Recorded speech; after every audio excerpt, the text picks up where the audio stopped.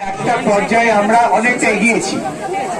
আপনারা জানেন যে আজকে কলকাতা হাইকোর্ট তারা তদন্তের দায়িত্ব রাজ্য সরকারের হাত থেকে কেড়ে নিয়েছেন, নিয়ে সিবিআই কে দায়িত্ব দিয়েছেন এই তদন্ত সম্পন্ন করার জন্য।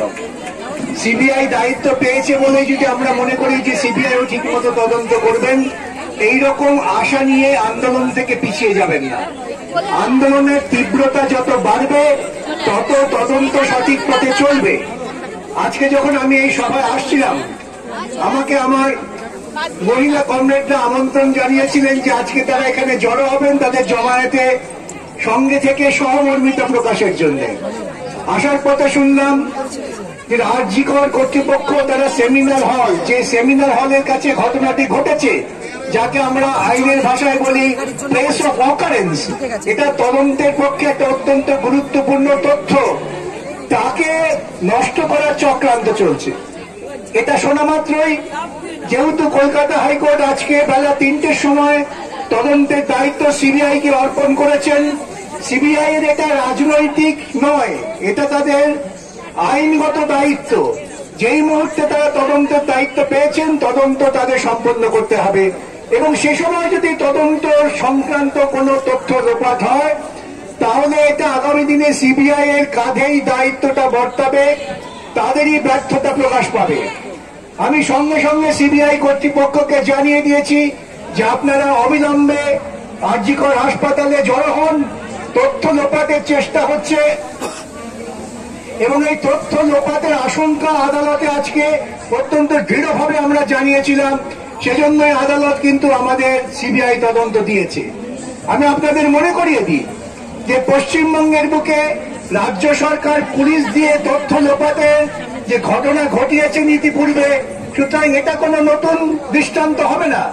সারদা তদন্তে রাজ্য সরকারের সিট যে হয়েছিল, সেই সিটের প্রধান ছিলেন তৎকালীন commissioner of police Rajiv Kumar. আমরা যখন সুপ্রিম কোর্ট থেকে সিবিআই তদন্তের আদেশ নিয়ে এলাম, সিবিআই তদন্ত করে দেখলেন রাজীব কুমার বহু তথ্য লোপাট করে দিয়েছেন, এবং সেজন্য তাকে যখন গ্রেপ্তার করতে এসেছিলেন তখন এই রাজ্যের মুখ্যমন্ত্রী রাস্তায় বসে ধর্ণা দিয়েছিলেন।